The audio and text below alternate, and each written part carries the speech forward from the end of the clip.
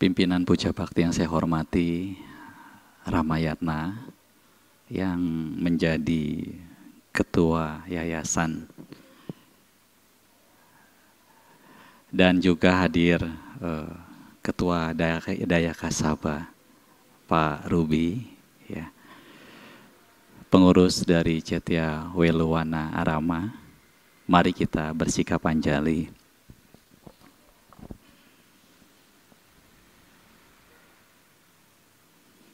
Namo tassa bhagavato arahato samma sambuddhassa. Namo tassa bhagavato arahato samma sambuddhassa.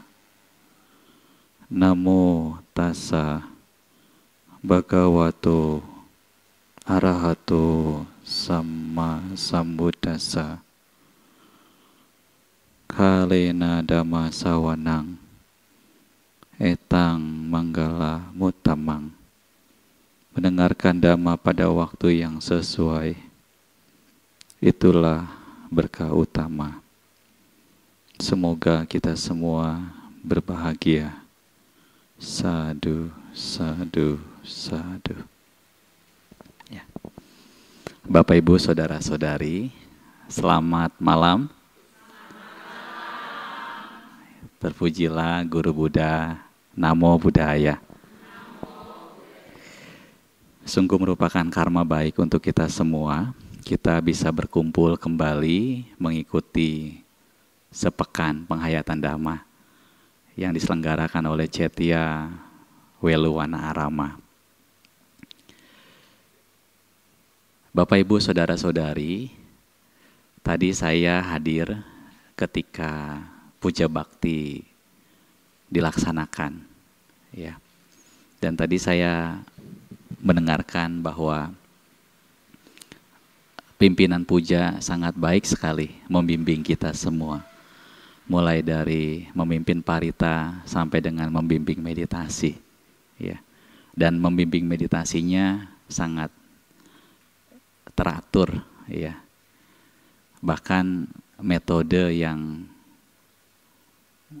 dibimbing adalah Vipassana Bhavana sesungguhnya, ya, sangat baik sekali. Bapak, Ibu, Saudara-saudari, pengurus mengatur jadwal dengan sangat baik, ya, dan rasanya sangat tepat, ya. Kenapa? Karena hari pertama Ketua PC Magabudi Kota Tangerang. Hari kedua, wakilnya yang diundang. Ya, bisa jadi karena memang ketua dari PC Kabupaten Tangerang, ya, sekarang sedang berlatih. Ya, saya mengamati dari media sosial dan turut berbahagia karena memang Rama Heriadi dan Rama Mulyadi, ya, menjadi salah satu peserta Pabaja Samanera. Saya turut berbahagia, ya. Mudah-mudahan Papa dari Tasya, ya, dapat berlatih dengan baik, ya, dan menjadi salah satu peserta paling senior kabarnya, ya. Betul, ya? Iya, ya, paling senior. Ibu, Bapak, Saudara-saudari, hari ini saya akan menyampaikan uraian yang tidak terlalu panjang, ya. Mudah-mudahan uraian yang tidak terlalu panjang ini bisa dipahami, mudah dipahami. Saya sangat bahagia sekali karena di momen Waisak ini, di tahun ini, saya bercerita dengan keluarga. Adalah tahun di mana saya paling banyak di tahun ini untuk memberikan pelayanan, ya. Mulai dari 30 April, SPD itu dimulai dari Cetya Wijagana. SPD Cetya Wijagana itu 1 bulan. Jadi dimulai dari April. Dan saya mendapatkan kesempatan 30 April Dan setelah 30 April, hampir setiap hari saya ke Cetia Wihara ya, untuk menyampaikan uraian. Kemarin saya baru dari Cetia Dhamma Manggala, Cisoka. Iya. Jadi kalau orang Benteng bilang ngebolang, ya, cukup jauh Ibu dan Bapak ya, di Tiga Raksa sana. Tapi umatnya antusias. Dan setelah ceramah, saya juga diajak baca parita, ya, baca parita Awamanggala di salah satu rumah umat. Saya ikuti dan sampai rumah ya cukup larut malam seperti itu. Dan saya berbahagia. Seperti malam hari ini saya bisa hadir ke Weluwana ya, karena memang diundang oleh pengurus. Terima kasih kepada Bu Icen. Mana orangnya? Oh, hadir ya. Dan juga tentu ya Nona Cynthia, iya. Ya, saya bilang kalau ibu belum pas ya, saya bilangnya Nona ya, seperti itu. Kalau tante ketuaan. Ibu, bapak, saudara-saudari, kita mulai saja. Judulnya mengalahkan musuh dalam diri. Di dalam momen Waisak ini saya akan kembali mengingatkan bahwa Waisak yang sebentar lagi kita peringati itu memperingati 3 peristiwa penting. Momen kelahiran dari Bodhisatta Siddhartha, momen pencapaian pencerahan dari Guru Buddha, dan momen parinibbana Guru Buddha. Dan tema Waisak pada tahun ini berjudul memperkokoh persatuan dalam keragaman. Betul ya? Iya, jadi temanya ini tahun 2024. Setiap tahun umat Buddha memperingati Trisuci Waisak. Ya. Setiap tahun. Kecuali corona. Iya. Pada waktu Covid-19 banyak Cetia Wihara yang tutup puja baktinya. Andai kata buka, mereka melakukan secara online. Apa yang umat Buddha lakukan ketika Trisuci Waisak? Kalau zaman dulu sekali ya, saya masih ingat Waisak itu bukan hanya diperingati detik-detiknya, tapi juga dirayakan. Ada wihara-wihara yang memang merayakan Waisak sangat luar biasa. Bahkan sampai ada panggung, ada nyanyi ya. Saya waktu itu ingat sekali cicinya Tasya itu nyanyi, iya. Bahkan ada gambang Buddhis, betul ya? Itu masa-masanya yang luar biasa. Dan itu masih dikenang sampai sekarang bahwa Seri nyanyi ya, menjadi salah satu artis Tangerang yang luar biasa. Suaranya bagus. Dan sekarang kita melihat adiknya juga suaranya bagus, ya. Boleh kasih tepuk tangan. Ya. Nah, ini menjadi salah satu hal yang patut dibanggakan oleh Cetia Weluwana Parubi, ya. Saya jadi ingin mengundang Tasya, ya. Kalau ada kegiatan misalnya Waisak, walaupun mungkin di beda tempat, tapi rasanya Tasya bisa menyanyikan lagu Buddhis dengan sangat baik. Nah, ibu bapak saudara-saudari, banyak hal yang dilakukan ketika Trisuci Waisak. Biasanya ada acara detik-detik Waisak. Tahun lalu ketika detik-detik Waisak, saya di Wihara Indraloka. Ya. Ketika detik-detik Waisak, ya ada narasinya. Ya, saya sampai menitikan air mata. Ya, sampai terharu. Kenapa? Karena kita bisa mengenang betapa guru kita tuh luar biasa. Ya, luar biasa. Guru Buddha berjuang bukan hanya 6 tahun, Ibu dan Bapak, tetapi lama sekali untuk mencari obat agar umat manusia itu terbebas dari samsara, tidak mengalami kelahiran kembali. Nah, kita semua beruntung bisa mengenal ajaran Buddha.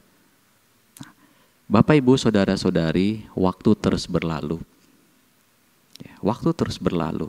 momen Trisuci Waisak ini marilah kita introspeksi diri kita masing-masing. Dan ketika waktu terus berlalu, waktu itu digunakan atau tidak digunakan akan habis, akan terus berlangsung. Betul? Iya. Semua pilihan di tangan kita. Kita mau gunakan waktu itu dengan hal-hal yang baik atau kita tidak gunakan dengan hal-hal yang tidak baik, ya. Itu semua tergantung pada pilihan kita. Bahkan saya sering mengumpamakan ada sebuah cerita, Ibu dan Bapak. Cerita di masa yang lalu seorang anak muda yang meragukan kebijaksanaan dari seorang petapa. Ya. Bagi yang pernah mendengar, ini jadikan renungan. Tetapi bagi yang belum pernah mendengar, jadikan ini inspirasi. Bagaimana ceritanya Bapak dan Ibu? Ada petapa yang dipercaya punya kebijaksanaan. Namun ada anak muda yang tidak percaya akan kebijaksanaan petapa tersebut. Lalu anak muda ini penasaran dan ingin membuktikan apakah petapa ini adalah petapa yang benar-benar bijaksana. Kemudian dibawalah seekor burung. Ya. Kemarin tuh ya Cynthia juga ikut acara function. Ya, ikut ya. Ikut ya. Nah, apa yang terjadi? Anak muda ini membawa seekor burung dan burung itu dipegang di belakangnya. Lalu ia menemui seorang pertapa itu. Pertapa yang konon katanya bijaksana. Dia bertanya kepada pertapa itu, "Wahai pertapa, apakah burung yang ada di tanganku ini, yang dibalik ini, ya, adalah burung yang sudah mati atau burung yang masih hidup?" Coba saya tanya Tasya, ya. Kalau Tasya ditanya seperti itu, apakah burung yang di tangan si pertapa itu adalah burung yang masih hidup atau sudah mati? Jawabannya apa? Masih hidup. Karena anak muda itu ingin membuat satu jebakan. Kalau jawabannya masih hidup, maka burung itu dia remek. Dia habisi burung itu sehingga burung itu mati. Dan pertapa itu belum bijaksana. Ya. Kalau burung itu dia bilang apa? Sudah mati, maka dia tinggal lepas, Ibu dan Bapak. Ya. Itulah pertanyaan jebakan yang membutuhkan kebijaksanaan dari seseorang. Ibu, Bapak, Saudara-saudari, apa jawaban si pertapa itu? Jawaban si pertapa itu demikian. Wahai anak muda, hidup matinya burung itu tergantung pada tanganmu. Bila mana engkau menghendaki burung itu mati, maka matilah burung itu. Bila mana engkau menghendaki burung itu hidup, maka hiduplah burung itu. Itulah jawabannya. Namun pertapa itu juga menambahkan, wahai anak muda, perbuatanmu menjadi tanggung jawabmu. Ada di tanganmu, ada di tangan dirimu. Engkau mau baik atau tidak baik, itu pilihanmu. Itulah dia. Itulah kehidupan. Maka anak muda itu tersadar dan menyadari bahwa memang ternyata pertapa itu bijaksana. Bapak, Ibu, Saudara-saudari, hidup memang sebuah pilihan. Kita mau jadi orang jahat, mau jadi orang baik, itu semua di tangan kita. Kita punya pasangan, barangkali bisa mengingatkan kita. Tetapi pasangan kita belum tentu bisa mengubah perilaku kita. Betul? Iya. Kita punya anak, berharap anak kita jadi anak yang baik, tetapi kita tidak bisa memaksakan, mengubah anak kita menjadi anak yang baik. Kita hanya mampu mengarahkan, Ibu dan Bapak. Sama seperti diri kita. Buddha menunjukkan jalan, tapi Buddha tidak bisa mensucikan diri seseorang. Betul? Seperti itu. Nah, Ibu, Bapak, Saudara-saudari, mengalahkan musuh dalam diri. Salah satu kutipan Dhammapada, kata-kata Buddha, langsung yang diucapkan Buddha, sangat baik sekali. Demikian kata Buddha.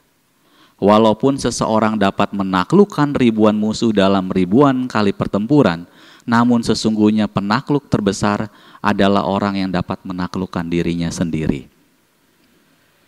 Artinya apa? Andai kata kita punya banyak musuh, Ibu dan Bapak, musuh yang berada di luar dari diri kita mempunyai kekuatan, mungkin kekuatan senjata, mungkin kekuatan fisik kita, mungkin kekuatan kekuasaan kita, mungkin kekuatan materi kita bisa menghancurkan musuh itu. Dan kita bisa senang karena kita telah berhasil mengalahkan musuh yang berada di luar diri kita. Tetapi Buddha mengatakan sesungguhnya penakluk sejati adalah orang yang bisa menaklukkan dirinya sendiri. Menaklukkan dari sifat-sifat yang buruk, Ibu dan Bapak. Hadirnya kita datang ke Cetia ini, masuk ke Dhammasala ini untuk membersihkan batin kita. Jangan sampai ya batin kita makin keruh, makin kotor. Ya, seperti itu. Kemudian Ibu dan Bapak, marilah kita sejenak merenung, ya. Janganlah memperhatikan kesalahan dan hal-hal yang telah atau belum dikerjakan oleh orang lain. Tetapi perhatikanlah apa yang telah dikerjakan dan apa yang belum dikerjakan oleh diri sendiri. Kalau dalam bahasa masyarakatnya sekarang kepo, ya, kebanyakan nilai mengurusi orang lain. Kita ini memang pandai, Ibu dan Bapak, pandai menilai. Saking pandainya kita menilai, kita banyak menilai orang lain. Ya. Orang itu tuh malas ke wihara, orang itu tuh kelakuannya buruk. Orang itu tuh, ya. Kita melihat orang lain dengan sangat mudah. Apa yang dia sudah kerjakan, apa yang belum dikerjakan. Kadang Ibu dan Bapak, kita tuh seperti komentator bola, Pak Ruby. Kita pinter komen. Padahal kalau kita sendiri menjadi pemain bola belum tentu bisa. Betul? Iya. Ibu, Bapak, saudara-saudari, maka itu marilah di momen Waisak ini kita introspeksi diri. Perhatikanlah apa yang sudah dikerjakan dan belum dikerjakan oleh diri kita. Gajah di pelupuk mata, ya, peribahasa orang. Apa Ibu Bapak? Gajah di pelupuk mata tidak terlihat, semut di seberang lautan terlihat. Bu Icen, kelihatan gak semutnya? Mana? No, di atas. Iya, ya. Gedean gajah apa gedean semut? Atau gedean gajah, betul ya? Iya. Tetapi Ibu dan Bapak, kadang kita bisa mudah sekali melihat kesalahan orang lain. Padahal apa? Kita punya kesalahan, lupa, Ibu dan Bapak. Maka dari itu Ibu dan Bapak, ya, hati-hati. Ia yang mencari kesalahan pihak lain tetapi tidak menyadari kesalahannya sendiri adalah sebuah kebodohan. Ya. Coba kita renungkan. Daripada kita ngeliatin orang lain, ya, nilai orang lain, bahkan merendahkan orang lain, lebih baik kita coba merenung apakah yang sudah saya kerjakan selama ini. Nah, Ibu, Bapak, saudara-saudari, saya akan bercerita tentang salah satu kisah. Kisah ini sangat menarik. Ini menjadi salah satu latar belakang betapa cinta kasih Buddha luar biasa kepada kita semua. Judulnya Kisah Utara, putri dari petani yang bernama Puna. Ya. Konon di zaman Buddha ada seorang petani yang bernama Puna. Ia tinggal bersama istri dan anaknya. Puna ini punya anak namanya Uttara. Mereka tinggal bertiga di rumah majikan. Ya. Mereka bekerja membajak sawah. Mereka membajak sawah setiap hari. Dan suatu hari ada satu perayaan, majikannya yang bernama Sumana bertanya kepada Puna, Puna, esok akan ada perayaan, apakah engkau ingin terus bekerja atau engkau ingin ikut perayaan? Karena saking susahnya Puna berkata kepada Sumana, majikannya, "Wahai tuanku, untuk makan aja aku sulit. Perayaan itu hanya untuk orang-orang yang mempunyai kemampuan, mempunyai uang yang cukup. Maka saya lebih memilih untuk bekerja." Akhirnya Puna benar-benar melakukan kegiatan seperti biasa, dia bekerja membajak sawah. Ibu bapak, pada hari di mana ada acara perayaan dan Puna bekerja, Puna datang ke sawahnya, dia mulai mencangkul. Dan hari itu baru saja sesepuh Sariputa, Biku Sariputa, murid dari Buddha, itu baru selesai meditasi 7 hari 7 malam. Ya, meditasi yang dikenal dengan nama Nirodha Samapatti. Setelah selesai dari meditasinya, sesepuh Sariputa melihat ke alam semesta, ya. Siapa makhluk di dunia ini yang hari ini dapat kesempatan berbuat kebajikan kepada dirinya? Ya, ini luar biasa. Ibu bapak saudara-saudari, diceritakan seseorang arahat atau anagami yang hidup di dunia dan melakukan meditasi Nirodha Samapatti. Ketika ia selesai melakukan itu dan orang melakukan kebajikan, maka karma baiknya akan langsung berbuah. Dita Dhamma Wedaniya Kamanya langsung bekerja. Karma yang ketika dilakukan akan sangat cepat berbuah, tidak lewat dari 7 hari. Ya, maka ibu dan bapak, saudara-saudari, ini juga menjadi inspirasi. Kita tidak tahu kita berdana kepada biku itu arahat atau tidak. Kita niatkan dengan ketulusan, dengan penuh keyakinan bahwa dana itu akan bermanfaat. Nah, Puna hari itu menjadi objek, ya, yang dilihat oleh sesepuh Sariputa. Lalu Biku Sariputa ini menggunakan jubah penutupnya dan membawa pata. Biku Sariputa ini menuju tempat Puna membajak sawah, mencangkul. Kemudian Puna melihat ada sesepuh Sariputa, dan apa yang ia lakukan, muncul kebahagiaan ingin memberi. Apa yang ia akan berikan? Ia bingung mau memberikan apa. Maka dengan segera dia membuat tusuk gigi. Tahu tusuk gigi? Ya. Dia membuat tusuk gigi dan dia berdana tusuk gigi. Bukan hanya berdana tusuk gigi, tetapi Puna juga berusaha mencari air dan menyaringnya air itu untuk membasuh bagian tubuh sesepuh Sariputa. Ibu bapak saudara-saudari, 2 kebajikan yang dilakukan Puna. Kemudian istrinya yang biasa mengantarkan makanan kepada Puna, ia pun mendapatkan kesempatan berdana. Di tengah jalan mereka bertemu. Istri Puna melihat sesepuh Sariputa dan ia berbahagia. Ia memberikan dana makanan berupa nasi yang memang tadinya untuk Puna suaminya, dia danakan terlebih dahulu. Timbul kebahagiaan.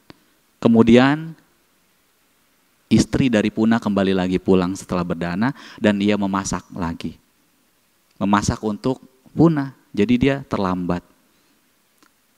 Walau terlambat, akhirnya istrinya bertemu dengan Puna di tempat kerja Puna. Suaminya berpikir, kenapa istri saya lama sekali datang? Istrinya berpikir, jangan-jangan suamiku akan marah karena aku terlambat. Tetapi ibu dan bapak, ternyata istrinya tidak dimarahi. Suaminya juga tidak marah. Suaminya hanya bertanya, wahai istriku, mengapa engkau terlambat? Kemudian istrinya menjelaskan, saya baru saja berderma makanan kepada sesepuh Sariputa. Wah, mereka berdua berbahagia karena suami istri dapat berdana, ibu dan bapak. Apa yang terjadi? Mereka bersuka cita dan hari berikutnya ketika ia mencangkul sawah, mencangkul tanah, tanahnya berubah jadi emas.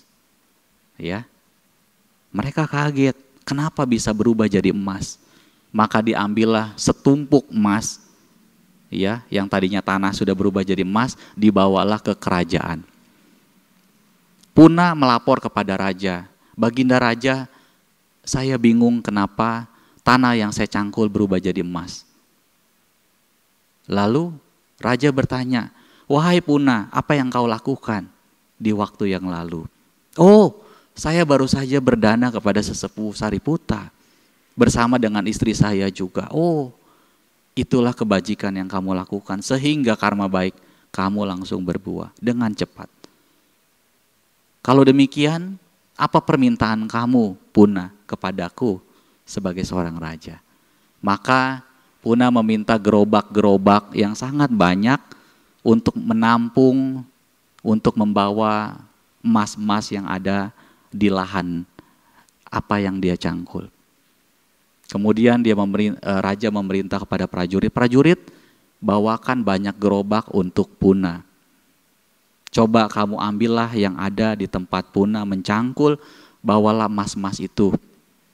Kemudian prajuritnya beneran bawa tuh gerobak-gerobak kosong, dan dia berpikir ini adalah emas-emasnya kerajaan. Apa yang terjadi? Emas itu berubah jadi tanah lagi. Ya. Kemudian prajuritnya melapor lagi, "Raja, ternyata tidak ada emas, itu hanya tanah-tanah." Kemudian raja berkata, "Apa yang kau pikirkan para prajuritku?" Dibilang, "Kami berpikir itu adalah emas yang akan dijadikan milik raja." "Oh bukan, itu milik Puna," kata dia. Kata raja, "Berpikirlah kamu, berucaplah bahwa apa yang saya bawakan ini adalah barang-barang harta kekayaan milik Puna." Dan benar saja prajurit itu kembali. Setelah prajurit itu kembali dan berpikir bahwa ini adalah milik Puna, maka benar saja itu semuanya jadi emas. Nah, singkat cerita Ibu dan Bapak, Puna dinobatkan menjadi milioner. Menjadi orang yang kaya raya sekali di masa itu. Bahkan raja akan menganugerahi sebuah penganugerahan bahwa Puna adalah salah satu orang terkaya di waktu itu. Ya. Maka di hari penganugerahannya apa yang terjadi? Ya, Puna kembali mengundang Buddha. Puna mengundang sesepuh Sariputa dan murid-muridnya. Dengan acara yang begitu meriah, dilakukanlah upacara dana dan persembahan. Ibu, bapak, saudara-saudari, sangat luar biasa. Persembahan kebajikan yang dilakukan Puna beserta keluarga itu menghasilkan karma baik yang luar biasa. Nah, singkat cerita, udah jadi orang kaya Ibu dan Bapak. Ya, Puna udah jadi orang kaya. Banyak orang yang ingin meminang utara anaknya. Dan apa yang terjadi? Utara akhirnya dipersunting oleh salah satu keluarga kaya. Namun keluarga ini bukan keluarga Buddhis. Ya, bukan keluarga Buddhis. Kemudian sebagai seorang istri, Utara pindah rumah, ya. Istri dibawa kan ya? Dibawa sama suami. Ketika di rumah suaminya, Utara itu tidak bisa berbuat kebajikan. Dia hanya bisa di dalam rumah, dia hanya bisa mengurusi rumahnya, dan Utara menjadi sedih. Walaupun Utara sudah mencapai tingkat kesucian pada saat itu, namun Utara masih memiliki kegundahan. Mengapa setelah saya menikah saya tidak bisa berbuat baik? Lalu ia memberikan pesan melalui pengawalnya kepada ayahnya, yaitu Puna. Dia berpesan, "Ayahku, sejak saya menikah saya tidak bisa berbuat kebaikan seperti dulu. Mohon arahan dari ayahku." Kemudian ayahnya kembali membuat pesan, "Wahai anakku, aku akan memberikan 15.000 keping, ya, seperti emas, ya, sangat banyak sekali. 15.000 keping itu banyak, bukan 15.000, tapi 15.000 keping itu banyak sekali.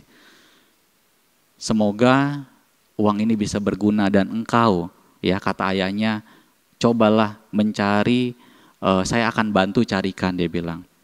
"Carikan apa ya? Di tempat dekat kamu tinggal, ada seorang perempuan cantik bernama Sirima. Jadi orang zaman dulu tuh ayahnya bahkan kasih masukan, coba kamu cari wanita yang bernama si Rima. Si Rima itu bisa menggantikan kamu untuk melayani suamimu. Coba, si Rima itu dibayar 1 hari 1.000 keping. Jadi ayahnya minta si Rima bekerja untuk dia, menggantikan posisi dia, sementara Utara bisa keluar berdana kepada Biku Sangga. Ibu bapak, saudara-saudari, kalau di sini ya ada yang bersedia begitu? Berat ya. Artinya apa? Ya, cari wanita, terus suaminya suruh bersama wanita lain. Tapi begitu kejadiannya. Akhirnya si Rima beneran mau. Dan si Rima disampaikan, wahai si Rima, mohon engkau membantu saya. Saya akan berikan sehari 1.000 keping, tapi kamu tinggal di rumah saya, kamu layani suami saya dengan baik. Suaminya seneng gak? Hah? Pak, seneng gak? Ada wanita cantik, diboyong ke rumah, dikenalin sama suami, nih nanti kamu tidur sama dia ya. Makan sama dia yang layanin semua. Mau Pak? Mau? Iya, boleh lah ya, boleh ya. Ya. Ceritanya demikian, suaminya happy Ramayatna, mau dia. Ya, wanita cantik namanya si Rima. Nah, udah, singkat cerita benar. Si Rima akhirnya selama 15 hari itu ada di rumah Utara. Utara sibuk mempersiapkan makanan dan segala macamnya. Si Rima ya tinggal duduk-duduk aja ya, santai-santai. Kalau suaminya mau ngeteh dia bikinin teh gitu kan. Suaminya mau minta pijitin dipijitin gitu. Suatu hari ya, ketika di hari 15 itu, di antaranya Utara sedang sibuk di dapur, suaminya melihat.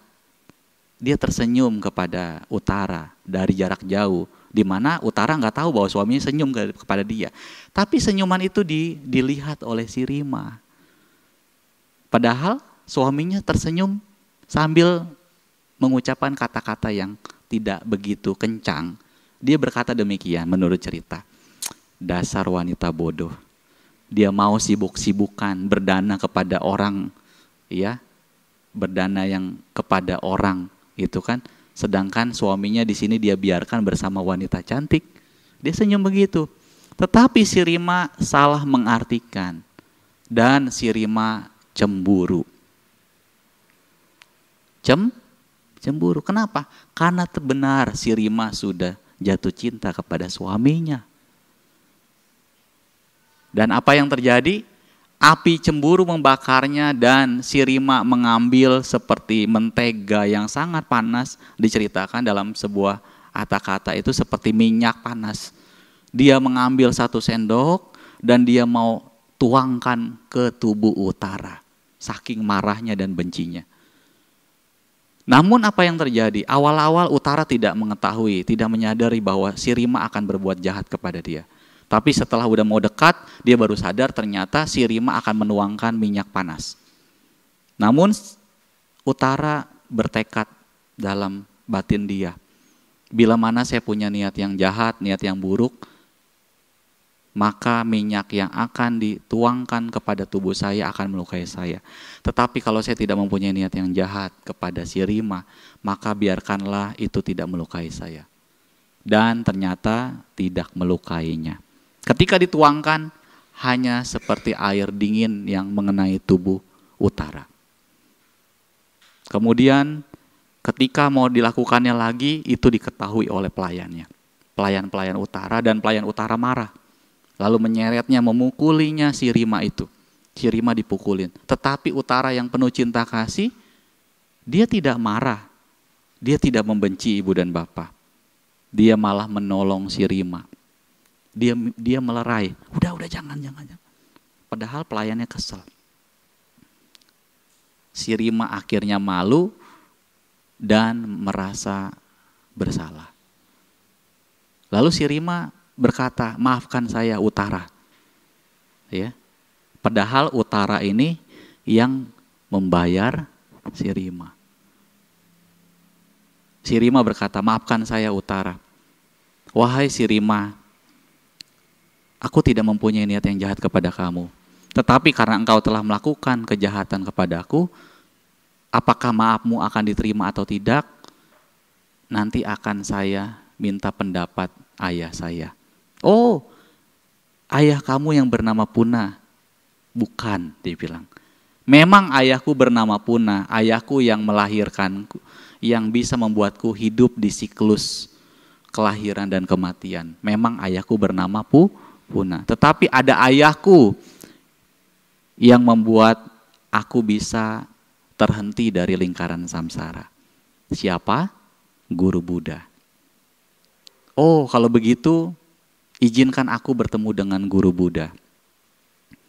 Oke, baik, kata Utara. Besok kamu datanglah ke tempatku, ya, kembali lagi dengan kehadiranmu, maka nanti akan kuperkenalkan Guru Buddha. Nah, singkat cerita, si Rima sudah ingin sekali minta maaf, tapi kan tergantung apakah Buddha seperti apa pendapatnya. Kemudian si Rima menurut cerita membawa banyak makanan. Dia mau danakan kepada Guru Buddha tetapi malu. Maka hanya sampai di depan pintu rumah Utara dan si Rima berkata kepada Utara, hari ini aku juga ingin berbuat kebaikan. Aku ingin berdana kepada Guru Buddha. Tetapi aku malu menemuinya. Oh, kalau begitu biar aku yang membantu. Jadi makanannya dipegang, makanan si Rima sama Utara, dan Utara mempersiapkan makanan itu untuk Guru Buddha beserta siswanya. Kemudian si Rima diajak masuk. Kemudian dimulailah percakapan. Wahai Sang Bagawa, kata Utara, kemarin aku disiram oleh si Rima dengan minyak panas, walau itu tidak melukaiku. Sekarang saya ingin meminta pendapat Sang Bagawa, apakah saya layak memaafkan si Rima? Kemudian Guru Buddha berkata, wahai Utara, apakah engkau mempunyai niat yang tidak baik kepada si Rima? Apakah engkau membenci si Rima? Ya. Lalu Utara berkata, wahai Guru Buddha, aku tidak ada niatan buruk kepada si Rima. Malah aku berterima kasih karena berkat si Rima lah aku bisa berdana, berbuat kebajikan. Ya, jadi Utara ini tidak benci Ibu dan Bapak. Kemudian mendengar kata-kata Utara, lalu Buddha mengatakan, bagus anakku. Dengan demikian engkau dapat memaafkan si Rima. Si Rima mendengar senang sekali Ibu dan Bapak. Dan akhirnya si Rima mau menjadi siswa Buddha. Padahal si Rima itu adalah seorang pelacur. Ya, ini kisah yang memang benar-benar terjadi. Salah satu murid Buddha yang dulunya adalah seorang pelacur adalah si Rima.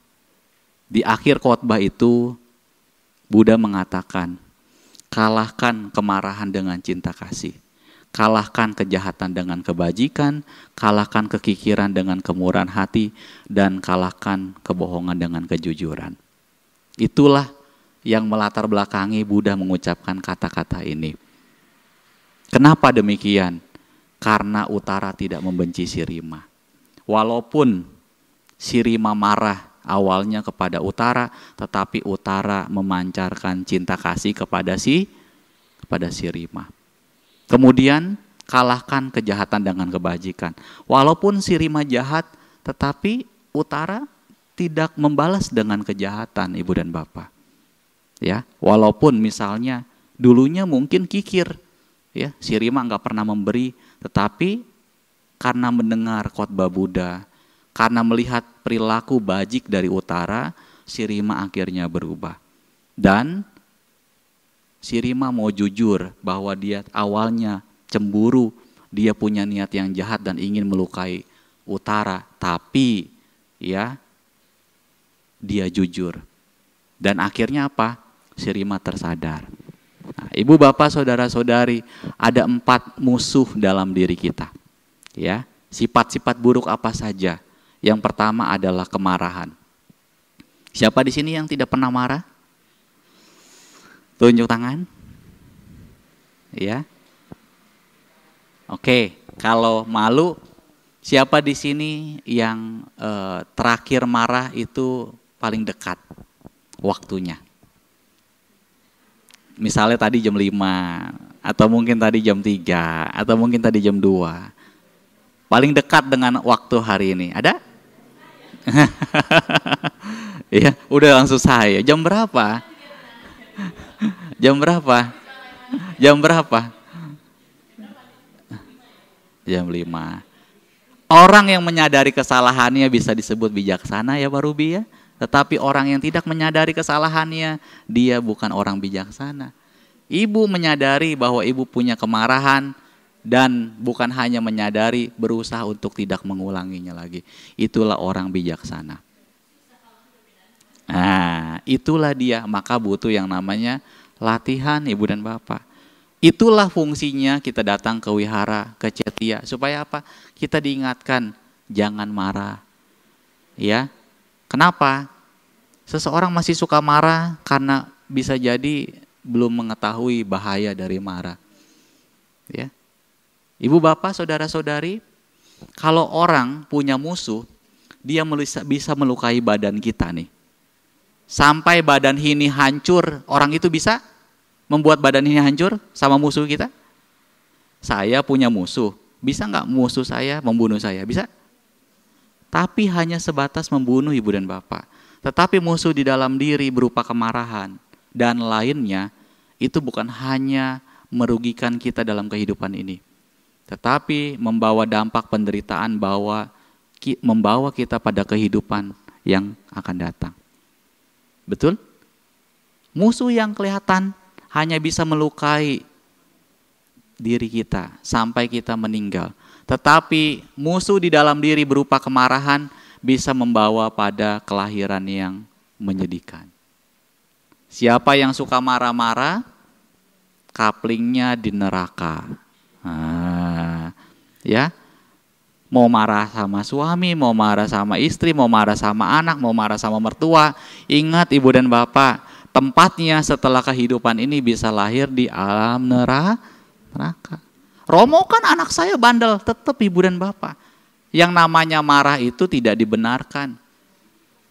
Marah buat kebaikan tidak ada ibu dan bapak. Yang namanya marah, sebab terdekatnya adalah kebencian. Sebab terdekatnya adalah ketidaksukaan. Gak ada orang yang marah karena cinta kasih. Itu 2 hal yang berbeda. Marah adalah sebab terdekatnya kebencian. Maka dari itu ibu dan bapak, kurangilah kemarahan. Cobalah cari cara-cara yang lebih baik untuk supaya kita tidak mudah marah. Ya. Makanya kalau misalnya kita sekarang mendengarkan, kita tahu bahwa marah itu tidak baik, jangan kita lakukan. Ya. Susah Romo, ya kita harus latihan. Latihan apa? Latihan kesabaran.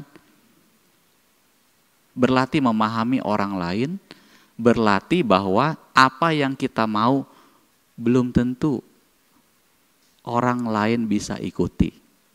Betul? Bisa nggak kita ubah orang lain? Coba. Saya punya anak saya mau seperti apa kata saya? Bisa? Sulit ibu dan bapak.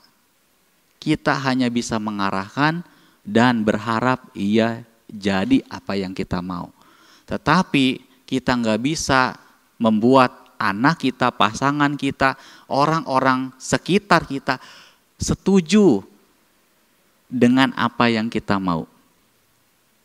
Ya, sama seperti misalnya saya ketemu Tasya.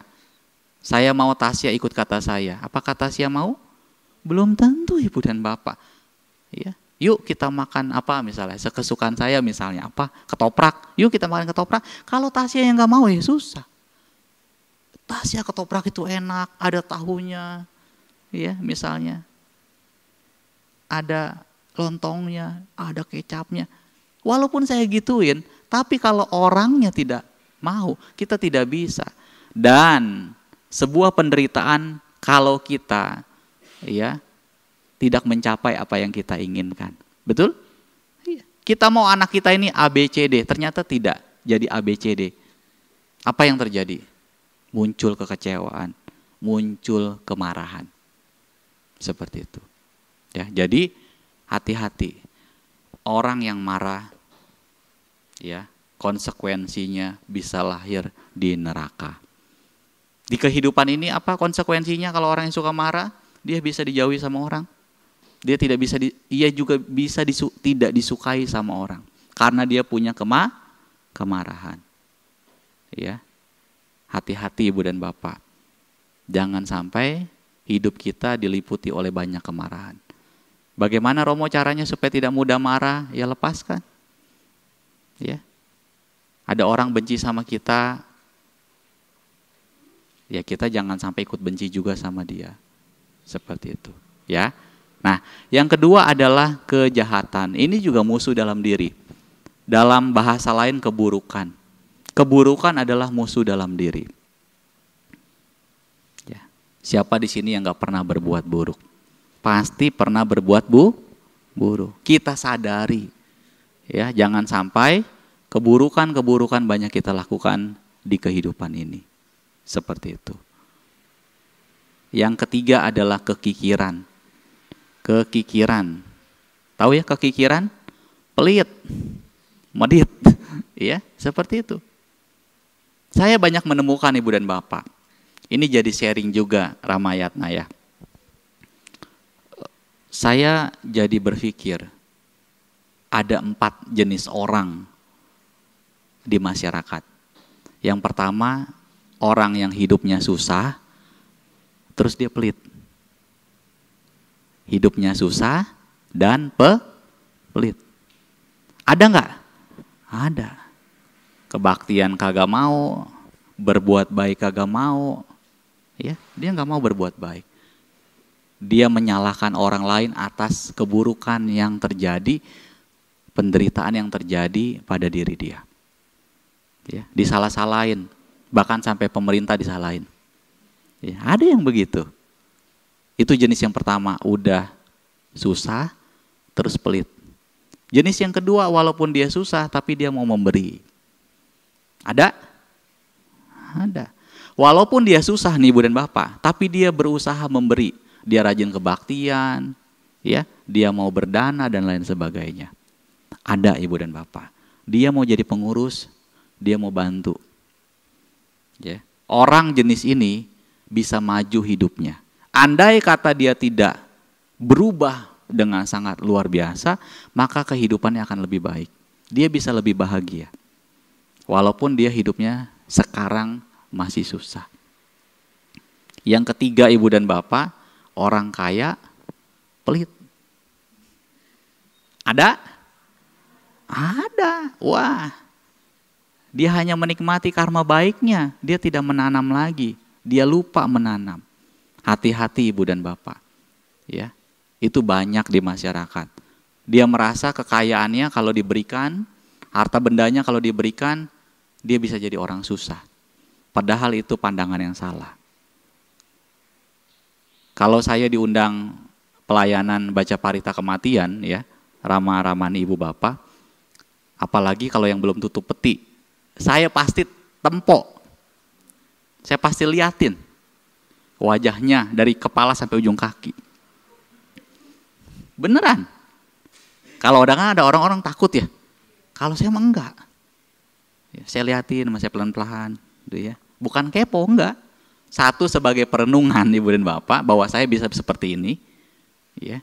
Terus yang kedua, saya perhatiin tuh kagak ada ya mayat jenazah itu dipakein emas bererot. Enggak ada loh Tasya loh. Betul gak? Kalau nggak percaya nanti datang, kalau ke tempat kematian lihat, apakah banyak emas, di sini pakai anting mewah, di gelangnya ada di kakinya ada gelang, coba perhatiin, nggak ada. Kenapa demikian? Kenapa Ci? Oh, kata yang hidup, sayang. Betul gak begitu? Iya. Orang-orang yang banyak harta bendanya, misalnya banyak emasnya, nggak bakalan dibawa sampai mati ibu dan bapak. Ya, yang ada cuman dibakarin rumah-rumahan. Ya, itu kan sebagai simbol secara tradisi. Makanya ibu dan bapak jangan sampai duit banyak, harta benda banyak, ya, tetapi kita tidak bijaksana, kita tidak mau mengubah dari harta benda yang kita miliki menjadi sebuah kebajikan. Sayang. Saya lakukan pengamatan Ramayatna. Dari orang kaya, setelah dia mau meninggal, dia lebih dari 50% hartanya tidak kepake. Coba perhatiin. Punya duit nih misalnya gitu Pak Ruby, 1 M. Nanti nih pas dia mau tutup mata, paling banter, kepake itu buat kematian doang. Ya, sisanya kemana? Udah buat yang lain, yang hidup. Lalu kerja keras dia selama ini ibu dan bapak, yang memang ceritanya buat anak cucu, mungkin bisa dinikmati, tetapi kita sudah tidak tahu lagi. Itu sudah menjadi bagian karma baik dari mereka masing-masing. Tetapi sayangnya kita tidak mengubah itu jadi kebajikan untuk kita. Betul? Saya menemukan ada satu keluarga ibu dan bapak ya. Ini jenis yang keempat. Udah kaya dermawan. Belum lama saya diajak liburan pada waktu Idul Fitri ke rumahnya. Di Bandung. Gede rumahnya. Ya. Terus saya chanting, meditasi di keluarga ini. Baik. Saya liburan semua diakomodasi sama dia dari awal perjalanan dari rumah. Dia bercerita ketika kami berdiskusi. Dia bilang, ya Romo ya memang beginilah hidup Romo, dia bilang. Saya juga dulu susah, dia bilang. Oh iya, tapi dia rendah hati. Kaya raya tapi rendah hati. Terus dia bilang apa yang mencengangkan? Kita mah udah siap Romo, kalau misalnya ada anggota keluarga kita yang meninggal, ya sebagian kekayaannya akan disumbangin. Luar biasa. Ya. Jadi dia udah titip pesan begitu mumpung dia masih hidup. Disaksikan oleh saya, dia mau sumbangin ibu dan bapak kekayaan yang begitu banyak. Terus yang saya salut, karena rumahnya di Sunter Pak Ruby, dia berdana setiap hari ke Dhamma Caka. Setiap hari. Orang kaya ini pagi-pagi 4:30 udah bangun, udah masak buat para biku loh. Dan biku di Dhamma Caka itu bukan satu, banyak loh. Dan dia konsisten berdana makan. Dan orang ikut bahagia atas kebajikan yang dilakukan. Dan orang ini, keluarga ini, makin lama makin kaya. Luar biasa, karma baiknya. Ada nggak yang begitu? Ada ibu dan bapak. Jadi dia memang menyadari kekayaan itu adalah karena karma baik dia di masa lampau. Tetapi dia juga menanam yang baik-baik di kehidupan ini. Sehingga apa ibu dan bapak? Potensi karma baik berbuahnya cepat. Bisa dia nikmati di kehidupan ini. Jadi jangan heran, jangan kaget ada orang kaya makin kaya karena berbuat baik. Ya, Pak Ruby salah satunya. Tepuk tangan dong buat Pak Ruby. Ya. Itulah kehidupan. Kalau kita cuma nanam ya metik doang, nggak pernah nanam susah. Maka kita harus nanam yang baik-baik. Setuju? Nah, ibu bapak saudara-saudari, yang terakhir yang keempat adalah kebohongan musuh dalam diri. Ya, saya rasa untuk kebohongan ini memang juga sama. Ini sifat buruk. Ya. Jangan sampai kita kembangkan. Ya. Saya setelah belajar ya tentang agama Buddha, ya, kita menyadari pentingnya menjaga sila. Salah satunya adalah bertekad untuk tidak musyawadah. Termasuk prank ibu dan bapak. Tahu prank ya? Bohong-bohongin. Ya. Kita kalau jadi umat Buddha udah gak begituan lagi. Kalau kita masih suka prank, walaupun itu bercandaan, tetap akan berdampak ibu dan bapak. Jadi setelah kita jadi siswa Buddha, kita bertekad, bahkan prank pun kita tidak akan lakukan. Karena itu bohong ibu dan bapak. Ya, kita mau ngerjain orang gitu kan. Misalnya Ramayatna ulang tahun di sini, misalnya dibikin isu apa dulu segala macam, padahal untuk bohongin. Saya bilang itu tetap salah. Harusnya cara-cara kita sebagai umat Buddha yang baik, kita bisa merayakan ulang tahun, kita bersuka cita tanpa harus berbuat karma buruk. Setuju? Iya. Iya, makanya saya kurang setuju kalau misalnya ada orang mau ibaratnya di ulang tahunin tapi di prank dulu. Ya, dibuat seolah-olah apa, enggak. Ya. Malah kita harus ikut berbahagia. Seperti itu. Nah, Ibu Bapak Saudara-saudari, marilah kita berupaya benar. Ya, yang pertama adalah cegah kebiasaan buruk Ibu dan Bapak. Kita tahu kebiasaan buruk orang? Bisa tahu? Ada yang tahu, ada yang enggak. Misal punya tetangga ya. Dia mah suka apa ya? Suka berbuat yang kurang baik. Ya. Angkalah di kotak-katik misalnya gitu kan. Tahu ya? Misalnya begitu, Bu Ichen tahu? Ditanyalah gitu, Korubisi semalam mimpi apa? Gitu kan, misalnya gitu kan. Misalnya gitu kan, itu zaman dulu ya. Yang Bante atas suka cerita tuh ya, 1.000 dapat 2,5 juta gitu kan. Ya, udah itu mah zaman dulu, sekarang udah nggak ada kan? Oh, saya kurang update Ramayatna ya. Ada masih ya? Iya, ya. Masa begitu, ya? Artinya apa? Itu kan kebiasaan buruk ya. Dengerin penceramah, ya, disebut apa? Disebut misalnya 5, oh 5 apa ya? Apa 5 ya gitu kan? Dipikir-pikir 5 ya. Oh 5 ini, oh iya mungkin 5 ya katanya gitu kan. Itu kan kebiasaan yang buruk kan. Atau mungkin apa, di mana ada gambang dia cari gitu kan. Maaf ya, aduh saya sebut gambang. Di mana ada hiburan dia cari gitu kan. Dia nggak kenal aja dia kondangan gitu kan. Terus dia nyari selendang ya, bukan selendang pandita ya, dia nyari selendang. Terus dia nyari apa, buka botol gitu kan. Itu kan kebiasaan yang buruk kan. Mungkin kita tahu itu dia orang punya kebiasaan buruk. Kita cegah jangan sampai kebiasaan buruk itu terjadi kepada diri kita. Kemudian kalau kita punya kebiasaan buruk, kita harus hentikan Ibu dan Bapak. Kita tahu kebiasaan buruk kita? Tahu loh sesungguhnya. Ya. Misalnya apa? Kita punya kebiasaan buruk. Males. Itu kan kebiasaan buruk. Ya, males. Atau mungkin di sini masih ada yang punya kebiasaan buruk, misalnya mancing ya. Ya. Itu kan kebiasaan buruk. Berusaha kita harus hentikan. Kalau cegah kebiasaan buruk, artinya jangan sampai kita berbuat keburukan. Kalau hentikan kebiasaan buruk, kita berusaha kurangi bahkan stop kebiasaan buruk kita. Yang harusnya kita lakukan adalah munculkan kebiasaan baik. Munculkan kebiasaan baik. Kalau ini belum ada kebiasaannya, tapi kita harus munculkan. Ya. Contohnya apa Romo? Dana. Ya. Ada nggak di sini yang setiap hari konsisten sehari berbuat baik 3 kali kayak makan? Makan 3 kali kan? Pak Ruby makan berapa kali? 3. Berusaha memunculkan kebiasaan baik, berbuat baik 3 kali dalam 1 hari. Seperti makan. Wih, kok begitu Romo? Iya, makan aja sehari 3 kali. Coba, bisa tidak kita berbuat baik sehari 3 kali? Coba. Mungkin ada yang belum terpikir ya.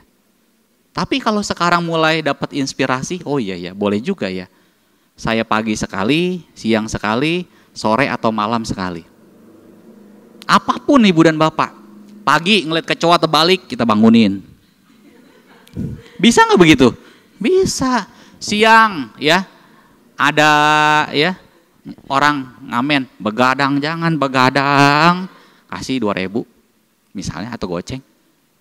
Sore kita lihat apa nih, ya ada orang susah sekali mau makan, kita beli nasi bungkus atau mungkin kita kasih uang kalau kita mampu, atau sore kita chanting, ya kita baca parita atau kita meditasi, itu sudah 3. Kalau kita konsisten Ibu dan Bapak memunculkan kebiasaan baik, maka itu sangat luar biasa. yang saya amati, umat Buddha itu jarang yang konsisten. Jarang yang konsisten. Yang keempat adalah tingkatkan kebiasaan baik. Kalau kita sudah punya kebiasaan baik, kita tingkatkan. Jangan begini, kita sudah punya kebiasaan baik tapi kita tidak tingkatkan. Contohnya apa Romo? Dana. Ibu dan Bapak, ya. Dana 2024, 2023. Misalnya kita dana biasa berapa? Ya, misal dananya 20.000 deh. Ya, 2024 berapa? Nambah goceng. Itu meningkatkan kebiasaan baik Ibu dan Bapak. Ada loh orang yang dana dari tahun ke tahun nggak naik-naik Pak Ruby. Padahal Pertalite naik, Pertamak naik, beras naik gitu kan, listrik naik ya Tasya ya. Tapi dananya tetap segitu-gitu aja. Memang dana itu harus ikhlas. Tetapi kalau kita mau jadi orang hebat, mau jadi orang yang berupaya benar, marilah kita meningkatkan kebiasaan baik kita. Ya, seperti yang umat yang saya ceritakan tadi, yang kaya raya dan dermawan, dia meningkatkan kebajikannya loh. Apa kebajikan yang dia tingkatkan? Dia mau titip dana Bu ke saya. Titip dana apa? Dia telepon, Romo mau ceramah di mana aja. Saya titip dana ya. Dia transfer Ibu dan Bapak. Jadi kalau misalnya ada pas acara kotak dana begini, itu saya berikan dana dari dia. Terus saya WA, dana Ibu sudah diberikan ya. Sadu, oh dia senang sekali Ibu dan Bapak. Walaupun dia di rumah Ibu dan Bapak, tapi dia bisa berdana untuk Cetya Wihara yang saya datangi. Dia ikut berbahagia. Jadi apa yang terjadi? Dia meningkatkan kebajikannya walaupun dia tidak hadir. Duit udah gak jadi masalah. Karena karma baiknya sudah berlimpah. Ibu bapak, saudara-saudari, itulah yang bisa dilakukan. Ya, berusahalah mengalahkan musuh dalam diri. Hidup adalah pilihan, setiap pikiran, ucapan, perbuatan diri sendirilah yang menentukan. Ya, kurangi sifat-sifat buruk kita, kembangkan sifat-sifat baji kita di momen Waisak ini. Terima kasih, selamat malam, Namo Buddhaya.